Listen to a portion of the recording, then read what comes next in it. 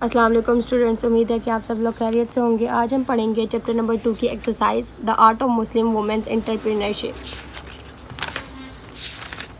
इसकी एक्सरसाइज पे आ जाते हैं। यहाँ पे ग्रुप डिस्कशन है, इसके बारे में आप रीड कर लीजिएगा, वैसे ये इंपॉर्टेंट नहीं है। प्लेइंग रोल, इंटरव्यू एक्टिविटी और ये इंस्ट्रक्शन टीचर्स हैं, ये छोड़ें। आप वोकैबुलरी एंड ग्रामर पे चलते हैं। हाइफन, आ hyphen joins two words have no one meaning. दो वर्ड्स को जॉइन करता है और एक मीनिंग बनाता है, इस निशान को हाइफन कहते हैं।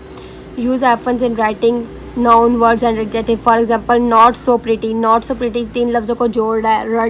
Run down, editor in chef, up to date, bell like, 51, anti nuclear. आ जाते हैं यहाँ पे। Identify whether the following sentence require hyphen or not. Require करना है। She is a well known author, well known के दरमियान हमारे पास आ रहा है।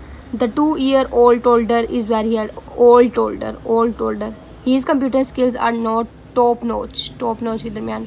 About a brand new के दरमियान। The restaurant offer gluten free options। Hyphenate noun and adjective. Fill in the blanks with the correct hyphenated noun and adjective. The dash was decorated for the holiday season. Living room. My dash is full for childhood memories. Photo album. We attend a dash conference on technology high level. She dash writer known for her suspense novel. तो मैंने लिख दिया suspense writer. The school organized a dash for charity. Fun day. Words English in oath. Completes each sentence for the correct word ending in oath for the given options. The weather outside is very dash today. Rough. बकाया के जो options हैं वो मुझे मिले नहीं और इसके अलावा उन्होंने कुछ ऑप्शंस नहीं दिए। पहले वाला का दिया था तो वो मैंने लगा दिया। बकाया कि मुझे ऑप्शंस मिल नहीं रहे। अगर कोई की वगैरह आई इशू हुई तो मैं आपको ज़रूर बताऊंगी इसके बारे में, क्योंकि मैंने AI से भी सबसे वो कर लिया, लेकिन मुझे इसके करेक्ट ऑप्शंस नहीं मिल सक रहे थे। तो ये तो मैं आपको बाद में, मतलब अगर की वगैरह आई तो उससे बता दूँगी। उसके बाद आ जाते हैं यहाँ पर। Create hyphenate phrase using the word high in different context. For example high pitch, a high mountain, a high school, a high jump, a high tide, a high five। उन्होंने कहा है कि हाई लगाना है तो हाई हमने लगा दिया। एक्सरसाइज 5 है। Rewrite the following sentence adding hyphens to create compound adjective where needed. She is women of 20 years old। 20 years इसके दरमियान ऐश है, हाइफन लगा हुआ है। They live in a small size house, small size. The project requires a lot of time consuming research, lot of time. He has a part time job and a full time job commute है। इन दो के दरमियान hyphen है। The story was set in the late evening hours, late evening. उसके बाद आ जाते हैं डिनोटेशन।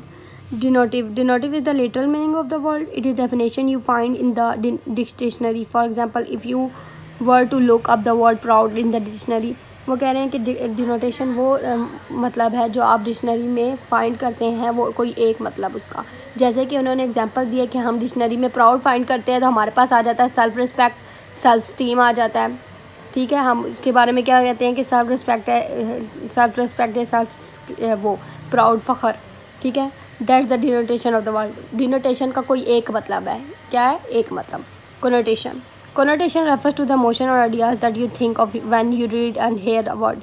वो कहना है connotation वो emotions और ideas हैं जो आप सोचते हैं और दूसरों के बारे में बोलते हैं या पढ़ते हैं। टेक अ वर्ड प्राउड, उन्होंने दोबारा वही प्राउड वर्ड उठाया है, उसमें इन्होंने क्लियर आउट डिनोटेशन। ये उन्होंने पहले ऊपर डिनोटेशन बताया था, अब वो कह रहे हैं कि इसके डिफरेंट कनेक्टेशंस हैं। मतलब एक लफ्ज़ के ज़्यादा मीनिंग्स हमारे पास कनोटेशन है, एक लफ्ज़ का एक मीनिंग हमारे पास डिनोटेशन है। जैसे कि प्राउड, अगर हम प्राउड के बारे में सुनते हैं तो हम कहते हैं कि दूसरा बंदा जो है नेगेटिव मीनिंग ले लेते हैं। हम जिस चीज़ का नेगेटिव मीनिंग ले वो कनोटेशन है, जिसका पॉजिटिव मीनिंग ले वो डिनोटेशन है। तो जैसे कि हम अगर प्राउड का वो लेते हैं तो हम कहते हैं कि शो ऑफ है, बहुत मगरूर है इस तरह। और जबकि अगर हम उसमें पॉजिटिव मीनिंग ले तो उसमें हमने सेल्फ स्टीम, सेल्फ रिस्पेक्ट पहुँचा। यहाँ पे नेगेटिव मीनिंग हमने ले लिया शो ऑफ, ईगो है इसके अंदर, और पॉजिटिव मीनिंग भी सेल्फ कॉन्फिडेंस, टैलेंट। आगे चलते हैं। Identify connotation, denotation meaning. हमने इसमें आइडेंटिफाई करना है स्नेक एक सांप भी होता है, दूसरा हम स्नेक उसको भी कहते हैं कि हमारा कोई दोस्त सांप निकला, तो मतलब हो गए तो ये कनोटेशन, क्योंकि इसका नेगेटिव भी है। होम जो होता है एक ही है घर जिसमें हम रहते हैं, तो उसको डिनोटेशन। मेंशन जो है कनोटेशन है। स्लिम डिनोटेशन पतला। सिंकी, सिंकी कोनोटेशन, सिंकी के भी दो, स्किनी, स्किनी की भी दो हैं, मतलब है हाउस डिनोटेशन, कॉटेज डिनोटेशन, चिल्डिश, चिल्डिश का मतलब है कि एक वो बच्चे वाला दिमाग और एक बच्चा, तो connotation, chilled like denotation, Housefull connotation, Housefull मतलब कि पूरा एक हाउसफुल भी और एक दूसरा मतलब भी, तो कोनोटेशन, जिसके दो मतलब हो वो कोनोटेशन, जिसका एक सिंगल मतलब हो वो डिनोटेशन, जिसमें आप सोचते वक्त भी एक मतलब यूज़ करें तो वो डिनोटेशन, और अगर आप दूसरी तरह दो मतलब चूज़ करें तो वो connotation. Create 2 sentence for each of the following words, one using the denotation meaning and using the notation. इसके आपने fight, student, breach, patriot, queen के वो बनाने हैं, क्या सेंटेंस बनाने हैं, तो बहुत ईजी है। स्टूडेंट्स, या there are 20 students in the class, rich, the rich man is very proud, feeling proud, feels proud, patriot, patriotism की कोई भी लिख लेता है बंदा, मदर पेट्रियट, क्वीन, क्वीन के बारे में, फायर, इसमें आपने छोटे छोटे सेंटेंस बनाने हैं। उसके बाद ये तो टोन है, इसको तो ये पढ़ने वाला नहीं है।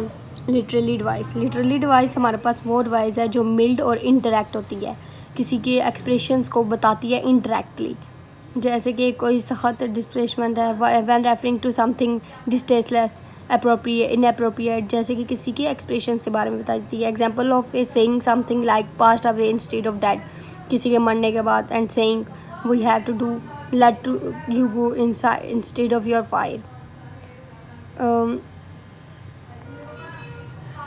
और ये ऑक्सीमोरॉन, ऑक्सीमोरॉन जो है वो अपोजिट लफ्ज़ों को कहते हैं डिसिमिलर, जो अपोजिट होते हैं, एक दूसरे से मैच नहीं करते, जैसे साइलेंस खामोशी, अलोन अकेला, टुगेदर अलोन टुगेदर, ये जैसे अपोजिट लफ्ज़ है लेकिन मतलब एक ही है लेकिन लफ्ज़ अपोजिट है, इनको ये कहते हैं। ये एक्सप्रेशंस को इनडायरेक्टली बताता है, मिल्ड के तौर पे दरमियान के हिस्से के बताता है, जैसे बहुत भी कंसिडर बता होकर अगर हम देखें तो। और ऑक्सीमोरॉन क्या है कि दो लफ्ज़ हैं ऑपोजिट लेकिन उनका मतलब सेम है। आगे ये पढ़ने वाला तो नहीं है, नहीं बस ये, और आगे कुछ पढ़ने वाला नहीं है, बस ये चैप्टर हमारा मुकम्मल हुआ। अगर आपको इसमें कोई कन्फ्यूजन है तो आप मुझे कमेंट सेक्शन में ज़रूर बताएं।